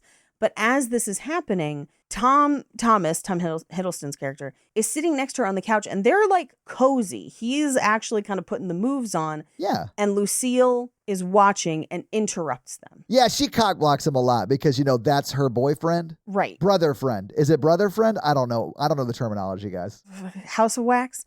But we cut to, I would assume the next early morning, because Lucille is playing piano and she goes down to listen to her. There's so many leaves everywhere. Yeah. And she reads her the motto on the house, "To the hills we raise our eyes." Is that going to come back useful later? No. Not at all. What this should have been, though, Paige, is the swing away moment from Signs, right? Where it plants a phrase Right. that you don't quite understand yet. Right. But at the end, you're like, oh, shit. Right. I get it, you know, but they don't do that. Right. It's just like a non sequitur. Yep. But in this scene, we reveal that she's playing a lullaby that she used to sing to Thomas and tells them about their childhood where they were essentially kept confined in the attic, Flowers in the Attic style. Yeah. And their mother, verbally, it is implied, abused them, but then their mother was also physically abused by their father. Yeah. I think it's the same tune that she's humming while she's giving him a hand at the end. It is. Yeah. It is the same. Yes. But this is where, and I think this is her just trying to suss out if her brother is cheating on her. Oh. It is. She does this like 3 times. Yeah. Yes. Where she's showing her this like edge illustration on a book. And this is where Edith is like, we have not done anything because I was in mourning. And so we just traveled and I'm sure we'll settle in and it'll be nice. Yeah. But separate cabins, separate rooms. And it did seem like Jessica was like, yeah, no shit, you haven't had sex yet. Yeah, you better. You ain't got it like his sister do. Well, and we'll find out later that, at least according to Jessica Chastain's character, he never slept with any of them, which does make Edith different, but we'll cover that when we get to it. I also don't believe it because, you know, he's a murderer already. I can believe he lied. Yeah, I think that's maybe what he was telling her and like hiding a second cell phone or something like that. I made these Randy dolls. Yeah, I can't. Anyway, meanwhile, back in America, Charlie Hunnam is investigating the sink. He doesn't believe the lie. He thinks he was murdered. And so he contacts the lawyer to contact the private detective. Yeah, he's like not an idiot. So he's like, clearly this was a murderer guy. Like, what are we doing? Right. Meanwhile, Edith is wandering around. She's wandering around outside. She's wandering inside the house. And she walks up to the attic where she finds the wheelchair and so many black moths in that house. Yes. And boy, would that gross me the fuck out to have that many bugs of any kind in a house. But this is just like the metaphor for Jessica Chastain's character and like the bad. Yes, you are surrounded by danger, Yes. is what this is. Yeah. Little butterfly in the room of black moths. Yeah. But this is where she finds his workshop, and he's a tinkerer who used to carve toils for Lucille. And he basically says their father lost the family fortune, and now he's trying to revitalize it with this machine. How'd your dad lose the fortune? Well, you know, he tried to build a house on clay a few times. A few and times. it just failed a bunch. It failed a ton. Yeah. Yeah. I don't know why we didn't do anything different. But they start kissing because I think at this point, Edith is like, I'm settled in my house. Like, Yeah, I think she's Right? wanting to bang the guy she's clearly attracted to, but also happens to be her husband. Right. Like, I don't think that there's anything wrong with that, but Jessica Chastain does, so she busted up with some murder tea. yeah, she walks in with murder tea, and notably, she doesn't drink it. Well, and she offers it to her brother. Yeah. And I think because she's like, watch yourself, because I'll kill you too if you get too into this girl. Yeah. And he's like, no, I'm good on the tea. I want to live. Yeah. But drink up, babe. Yep. We cut to that night. She's asleep. She wakes up and Thomas is gone. He's not in bed next to her as he was the first night. So she walks through the house. Now, having seen this twice on a second viewing, you know that he is in bed with his sister. And so at some point, she would have probably walked in on them because she walks around this house the whole time. I mean, she would have walked in on them at some point. I mean, she walks in on them at the end of this. So yeah, I mean, this part actually scared me, Paige, because the creepy walk down the hallway and then like it builds up to opening the door, right? And you think there's gonna be something behind the door, but there's not because there's a bark as she opens the door. Right. And so you look over and it's just the dog who's like, honestly, just bark, bark, bark, bark, bark. But it's very much like, don't go in there. This place is haunted as shit. Are you not paying attention? Right. The people who lived here tried to kill me. Guys, what are you doing? And then when it cuts back to her, we see what looks like the mud-covered or clay-covered skeleton of a ghost that like is so pressed against the door to reveal as much of his face as possible.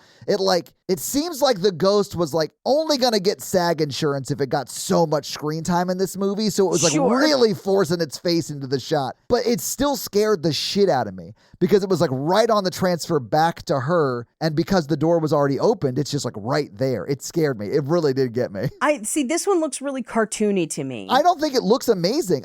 It scared me. The jump scare of it all got me. I think the one for me that is scarier is if you look over her shoulder back down the hall, there's another ghost like herky-jerkying through the hallway. It looks like it should be standing next to Thomas S. Pumpkins, but it is very scary. Yes. So she kind of like backs away from the ghost because the ghost is now like on the floor chasing her. She ends up down in where the vats are in the basement. And this is where she finds the chests and luggage for Enola. And then we cut to her being comforted later. I assume they found her down there or she took the elevator back up or whatever. But she's like wrapped in a blanket and she's like, has anyone died in this house? And he's like, yeah, I mean, it's 800 years old. So like plenty of people. Like every one of us. Right? Yeah. But we cut outside. His machine's not working. He kind of burns his hand with steam. He kind of brings it inside. She works to kind of bandage it. And that's when he reveals that the nickname for the property they are on is Crimson Peak. Right. Which is too late because her mom as a ghost is terrible at warning people. Right. She had 2 opportunities to say the dude's name even. Right. And didn't. But we cut to America, where Charlie Hunnam is talking to the lawyer and Mr. Hawley, the private detective. And they're like, yeah, we sent her one check, just like an appetizer, but we're going to send the rest of the assets. We haven't done it yet. But before we do, the last check he made was to this private detective. So go find that private detective. Yeah. So we then cut to Edith walking around the house at night with a ghost pointing. And then she wakes up. It's a dream. She coughs up blood. She tells no one. She hears children. She hears a woman screaming. We see a ghost in the bath with like a cleaver in her head. Which we see later. Yeah, and it says, his blood will be on your hands. And this is where she basically confronts him and his sister and is like, there's ghosts here. They know who I am. They want me to leave. And he's like, fine. How about tomorrow we go get away to the post office. You can get outside. You can calm down. It'll be fine. Yes. And after they leave the room, he turns to his sister and is like, how did she know about mother and how mother died? Like, she's fucking upset, but like, we got to get her out of here. And then as soon as we get the final papers, this is over with. Which, Paige, I think that proved to me that the ghosts were good because they don't show themselves to the kids. Right. They only show themselves to the person that they're trying to help, you know? Right. So that's the moment I knew definitively the ghosts were safe, you know? Right. I think that's an interesting flip. Me too. I like that. To have the ghosts be benevolent. I do like that. Yeah. I also thought it was interesting that, well, actually, Paige, let me ask it this way. Why was he going to the post office the next day? He had to pick up one of the parts for his machines. Like, they just got that machine working. They did, but it broke and burned his hand, so he needs a steam valve. Oh. That's the thing he's picking up. I thought he burned his hand getting it to work. I didn't realize that the machine broke in that moment. Yeah. So the machine broke and the part to replace it came in the next day? I know, right? What? Along with her letters from America. I mean, listen, I'm glad that she gets to go to the post office with her husband and they have to like hunker down because of the storm or whatever. And then she gets to take her reward, Paige. Yeah. She gets to take her reward. Because that is what happened is it's snowing. They get to the post office and they're like, there's a room you can stay downstairs. And he has this moment of like, we could just go home. And she's like, why? Let's just stay. Like, it's fine. She's like, yeah, why don't we stay in the building with the roof? In fact, why don't we move here? Right. This is already better than where we live. Right. But we cut back to America where they have now met with the private detective. And he's like, yeah, they definitely killed their parents. And also he's still married. And if he's not still married, then that means that lady died and they never reported it. And he has all her money. She's in danger. Yes. She's in danger. So Definitely. Charlie Hunnam immediately sets off. But we then cut to them in the basement where she's still making him read her novel. Paige, I have a real quick question. Charlie Hunnam just now in the story realizes he's got to get to England somewhere. Right. From Buffalo, New York. Correct. It's the next day where they kick her off the No. ledge, right? Or is it like a while later? It has to be a few days later, but I don't think it's long enough for him to get there. It would have to be weeks later. Like, that's why I'm bringing it up. Because, like, Yes. it felt way too soon for him to show up there. Like, did Amelia Earhart get you here? Right. And I would say it would have to be, I think it has to be at least a week for him to get there. And that's generous. I think 2 weeks is probably more reasonable. And is it possible that the events that we cover over the next couple scenes take that long? Maybe, but it is not shown like that in the movie. It is shown with the time frame of somebody who could hop on a flight. Well, yeah, because flight wasn't possible until 1903, which is 2 years after this. Right. Anyway, back to the basement. She's reading the novel and they like bang it out. And again, they do the positioning they use to get a shot of Tom Hiddleston's butt is exactly the same as The Room.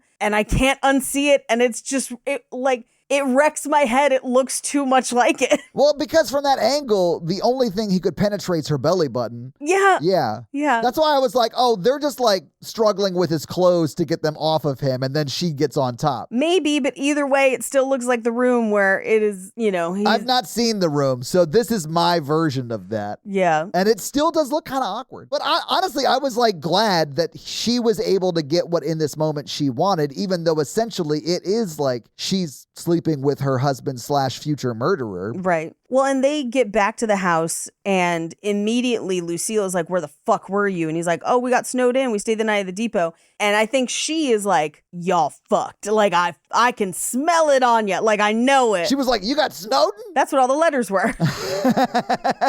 Edward Snowden was like trying to warn her from the future. Yes. Anyway, but she like throws a pot full of like what looks like maybe pasta. I don't know. It's like Soup? No, I don't know. But she throws it at her kind of like, or swings it at her, but doesn't hit her and it hits the table. Yeah. To scare her, I guess. A very violent reaction. Yes. To realizing that your brother slept with his wife. Yeah. I guess the movie doesn't expect us to know at this point because I guess it thinks we're stupid that they're having sex. And so she's hurt like romantically in this moment. Right. But it's so clear by this. Here's the thing. There's so many movies with this subplot, but what it turns out to be is that she is actually his wife, not his sister. Right. And that's been the pretend part. Yes. And so I think the first time I saw this movie, that's what I assumed had happened, especially because they said he's already married. So I assumed it's her. Yeah, it's like a reverse Villains from Tommy Boy. Exactly. Yeah. But she very quickly is like, sorry, I just didn't know if you guys were hurt and, whatever. But, oh, letters from America? Great. Edith uses this moment to steal the Enola key off of her key ring. Yeah. And keeps it, waits till they go outside to kind of work on some stuff. And this is after she like opens the letter and is like, okay, I just need to sign this, but I'm going to keep this to myself. They're outside working on the machine. She goes down to that Enola chest, opens it and finds a gramophone. That's going to be key with the wax cylinders that she already found in the hallway. So she gets both of them, basically shoves them under the couch and like hangs onto it. Yeah. But this is also where she finds multiple envelopes of them like trying to raise funding different places and pictures of all these different women all in this chest, and is starting to realize what is going on. Paige, at this moment when they reveal like he's married a bunch of women, I thought for a second, I was like, oh my God, he's a vampire because he's been alive forever. And then I realized, no, it's just like that's the way photos looked in 1901. Right. And I was like, oh, no. Okay, these are the places he went for funding. Right. And he was successful, it seems like. Yep. But not the kind of business funding that they were looking for. His sister kind of got everything, if you know what I'm saying. Yeah. But she gets interrupted by the sister who notices that the key is missing. Yeah. And is like, you didn't drink your tea. And she's like, oh, yeah, no, for sure. She, while the sister is distracted, replaces the key and tells her that she doesn't feel well, but if I could just have some cold water instead of tea, I think that would help. That's what the sister's distracted with while she replaces the key. Yes. But so now that she's got the key, the sister leaves, but realizes that key wasn't on there and now it's back. That bitch knows. She knows something. That moment is very good. Like, they're walking down the hallway and it's a very excellent show don't tell moment, because Jessica Chastain's just walking in the hallway looking through the keys and you see it from the back and she stops walking. Yeah. And that is when they reveal she got to the key that is now back on the key ring. So she knows. But there's no dialogue. It's just like the one moment in the movie where they show and not tell. Right. But then we cut to Edith listening to the wax cylinders. And at this point, I realized, I was like, imagine a time before headphones. There's no way to secretly listen to these unless they're out of the house.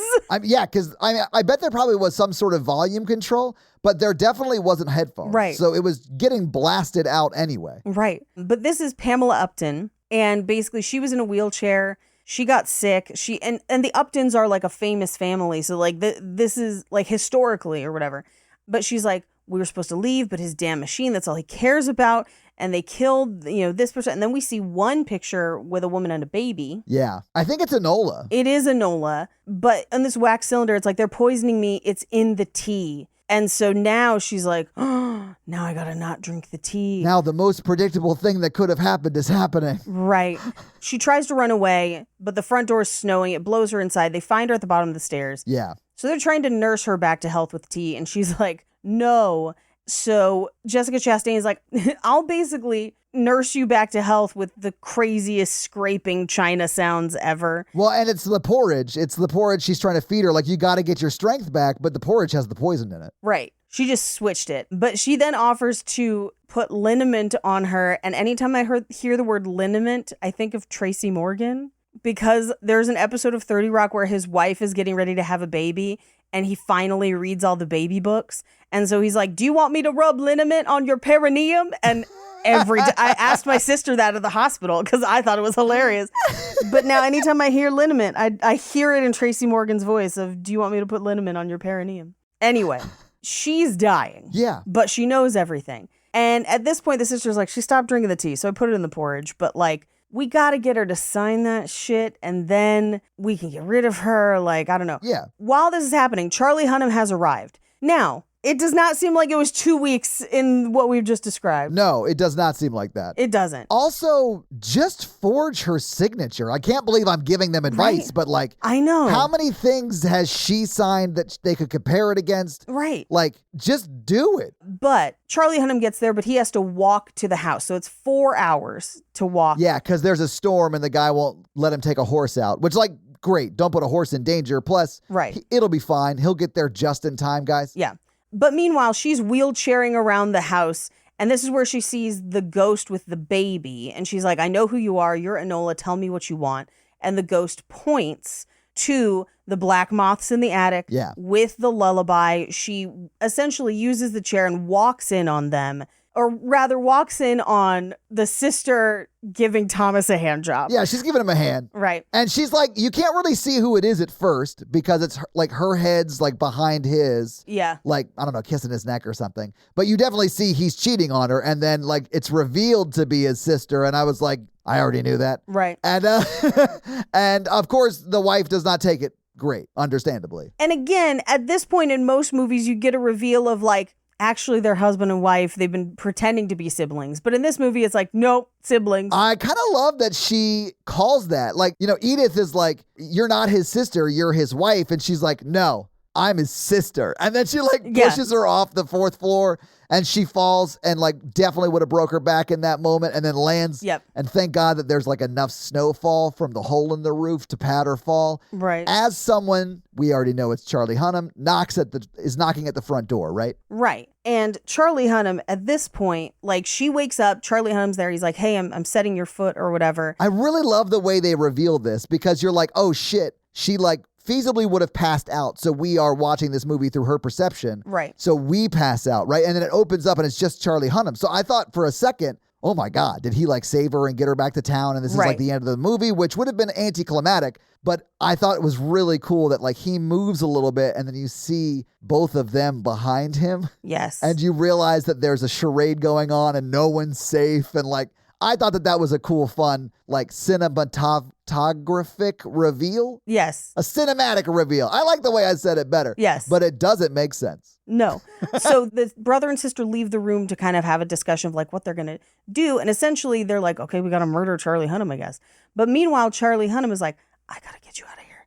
They've been fucking poisoning you. Like, just come with me. We just got to get out the door. Which I don't know what his plan was. It's a 4-hour walk. Like back, like I know he said he asked the people at the post office to come after the storm, but like he doesn't know when they're going to get there. How far could she possibly walk? Like all of these factors. Yeah, it's a 4-hour walk for someone who can walk, and she is like limping along. It would take 8 hours probably if she could even make it. Right. So as he's like trying to get her to the door, the brother and sister come back in, and he's like, actually, I'm going to be taking her because I know that you guys have been poisoning her.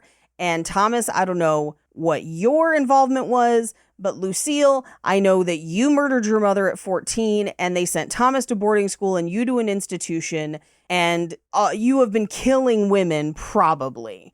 And so I'm going to try and take her away. And as long as I get her away safe, I'm not going to say anything, essentially. Just like, let me get her to safety. Yeah, more or less. But no, Lucille stabs him and he wanders out and eventually somehow ends up in the basement. Probably through a hole in a wall somewhere, honestly. I have no idea. This house is terrible. But like he does end up there, yeah. Yeah.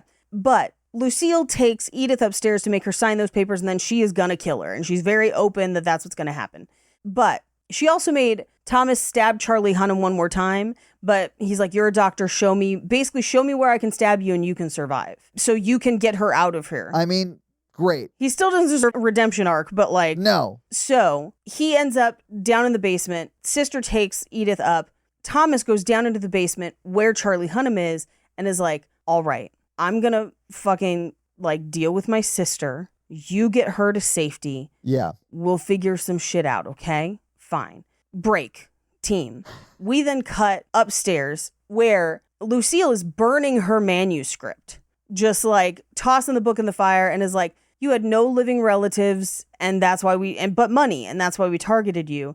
And she was like, well, you killed somebody's baby. And she's like, no, nobody ever fucked Thomas. Although Edith reveals Thomas reveals momentarily that he and Edith banged, but allegedly no one ever fucked Thomas. It was my baby. So it's a baby born from incest that had some issues. And she said, we should have killed it, but I wanted to keep it, which is also a really dark, fucked up thing to say. Yeah. But so apparently Enola, who I don't know who they told Enola the baby belonged to, like father-wise, the sister doesn't have a male suitor, and they're the only 3 people in the house. And so I don't know who they told Enola, like how they told Enola that baby happened. They were probably like, listen, Enola, it was Yahweh. Yeah, something. But like Enola says that she can treat the baby and try to help, but the baby dies anyway. And then they killed Enola. Yeah. So at that point, and this is also where she gets the like, you know, why would you do all this? And she's like, money, of course. Like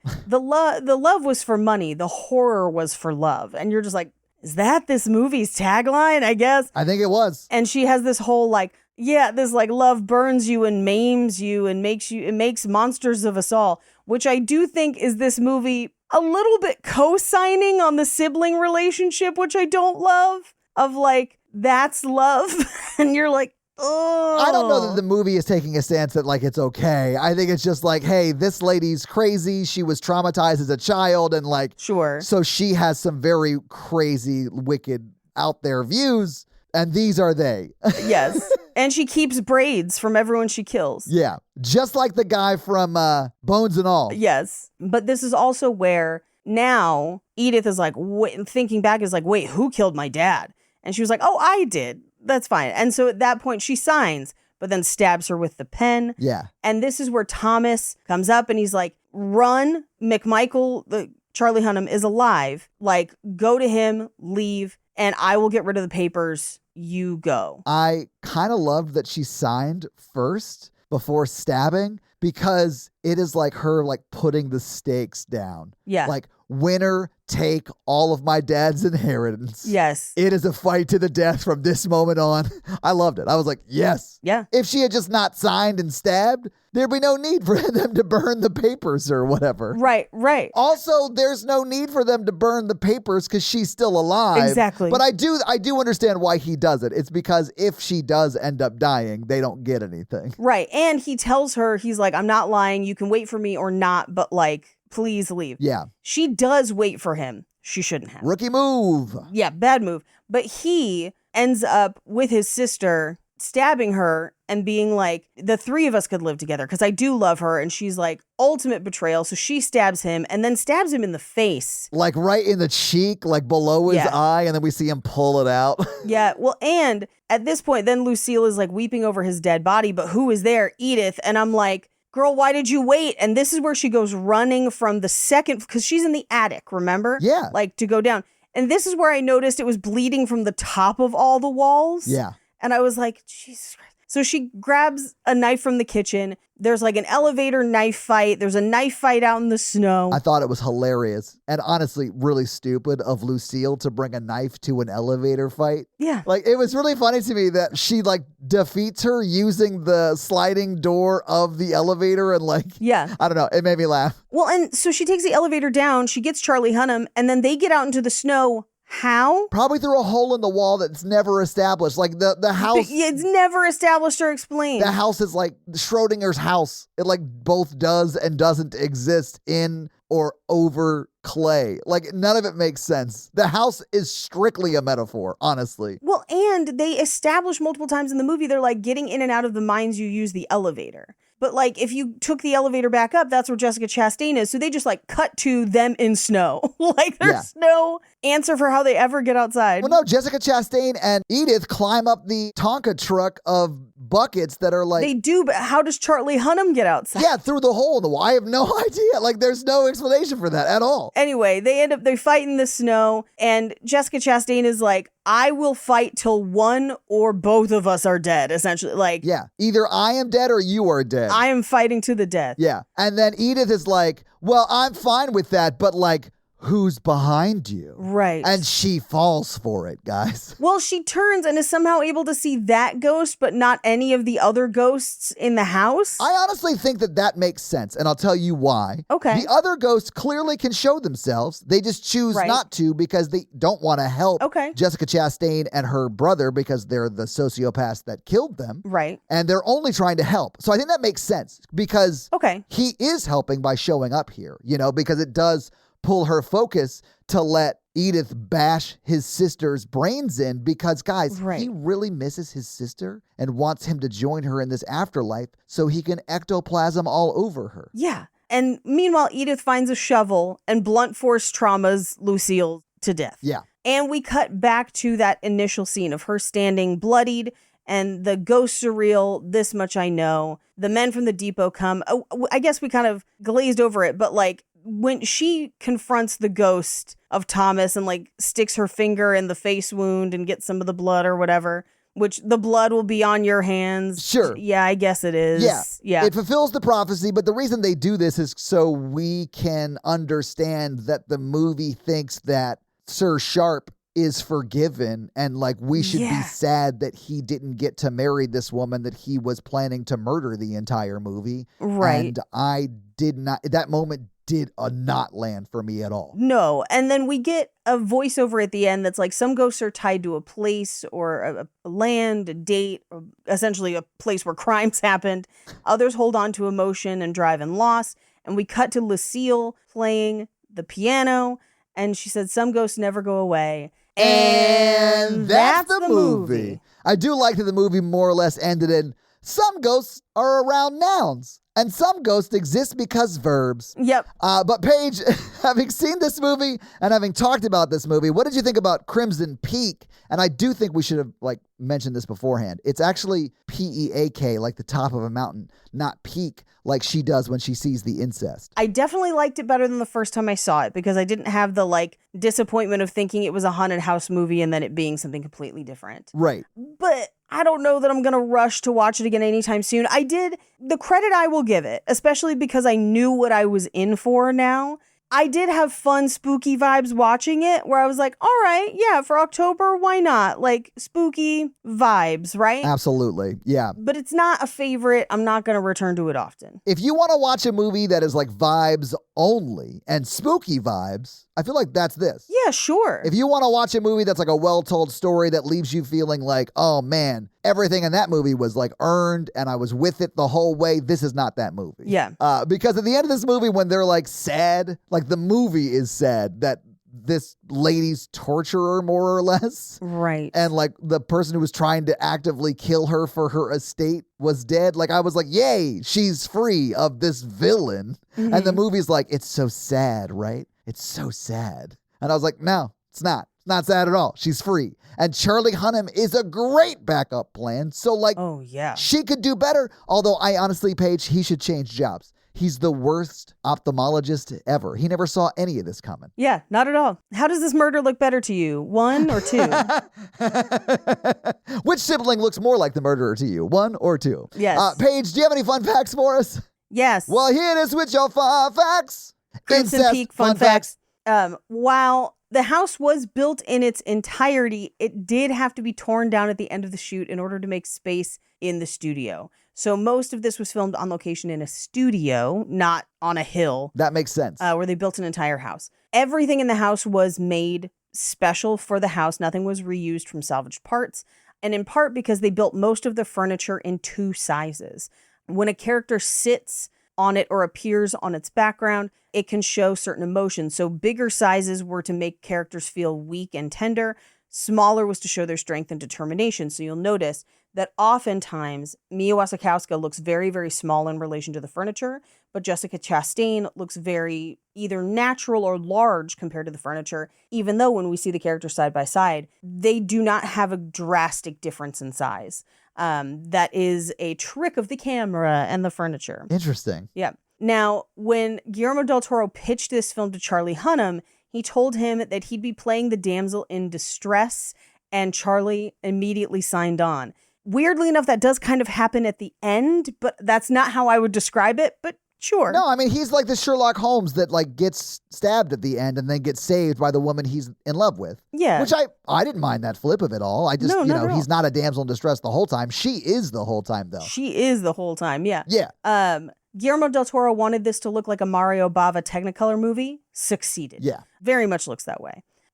Guillermo del Toro gave Jessica Chastain the script after working with her on Mama in 2013 and thought she would play the role of Edith. But after reading the script, she asked to play the role of Lucille, who she saw as more interesting and challenging. And I agree. I definitely think it's the more challenging role. Yeah. Like, yeah. Yeah. And I think she does a great job playing the character. You're just not supposed to like the character, so I don't. Right. But it's because she's good at it. Yeah. She also learned the piano and played all the songs in the movie herself. Oh, cool. Good for her. Now, Guillermo del Toro has said that one of the inspirations for the film was an actual supernatural event that happened to him while on location scouting for the Hobbit trilogy, because originally he was supposed to direct those films. He had some members of the production stay the night at a haunted hotel in New Zealand. And he claims that one night after midnight, he could hear the sounds of a murder, including whimpering and screams coming from a vent, leading to what would turn out to be an empty bathroom. And this event was the basis for a sequence in the film when Edith witnesses a ghost in the bathtub after hearing what we would find out later in the movie is the mother's murder. Yeah, like we 100% hear all of that actually in the movie. That's wild that he had a similar experience to that, because that is a very scary moment. Yes. Tom Hiddleston claims that he and Mia Wasikowska danced the waltz with the lit candle, and by the end of filming, the flame had not gone out.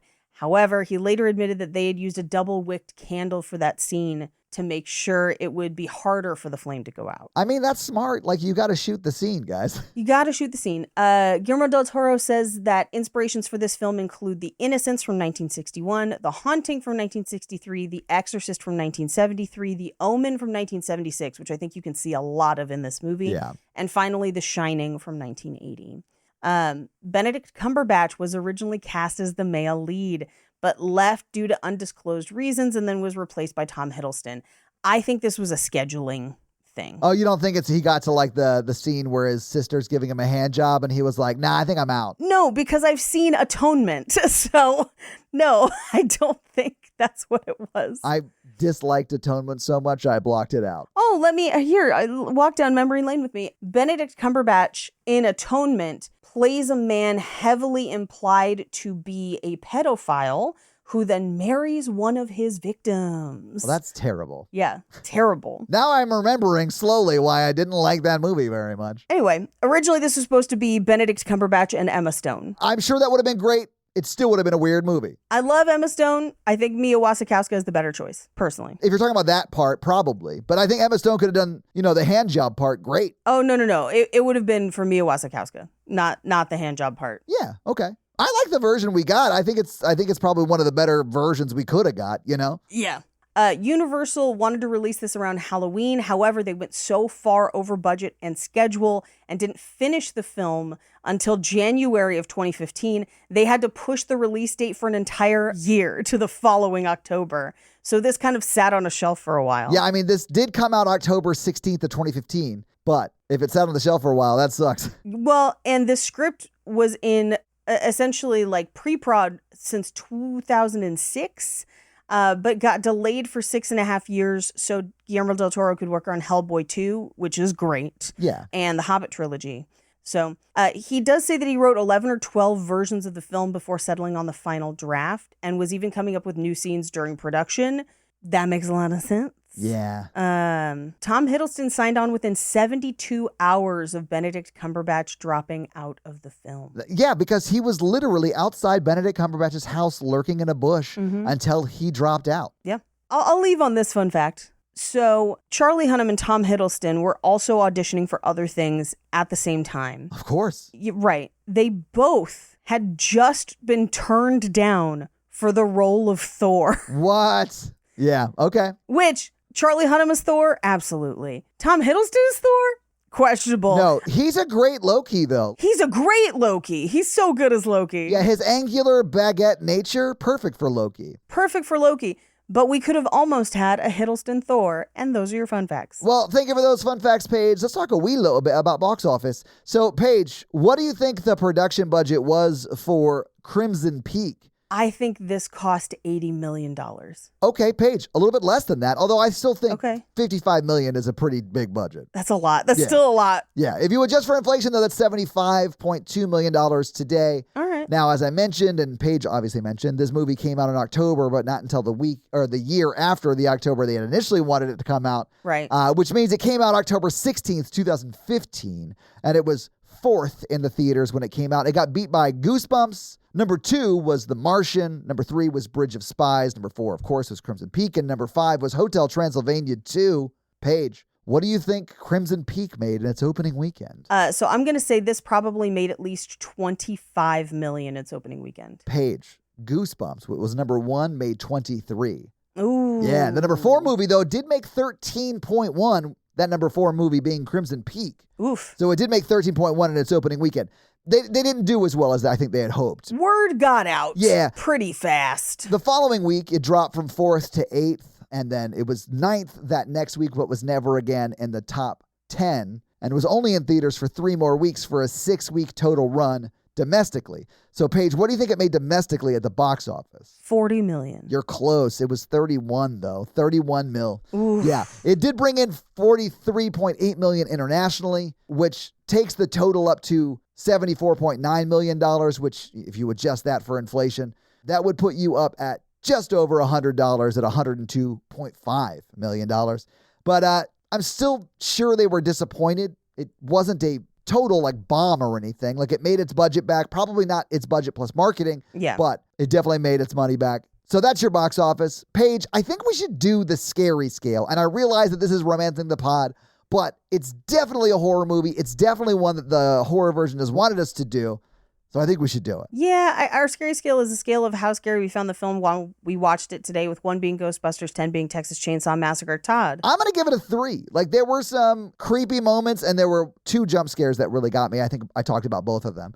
But I'm going to give it a 3. I have this as a 1, and I think I had it as a 1 when I saw it in theaters too. Fair enough. But that's our scary scale. Sometimes if you don't like a movie so much, it takes you out of it completely and it's just no longer scary. So I've had those moments too. Yeah. But Paige, would you hit us with the romance scale then? Sure. Our romance scale is a scale of 1 to 4 of how romantic we found the movie today. Todd. If they had shown us the scene of Charlie Hunnam and Edith getting back to America and them just like boning down all night, I would have given it more than a 1. But because the only sex we see in this movie is her having sex with the person who's planning on murdering her, it's not hot for me. Yeah, no. It's a 1 for me as well. Yeah. Well, and that's your romance scale. Hey, do you think they're still together?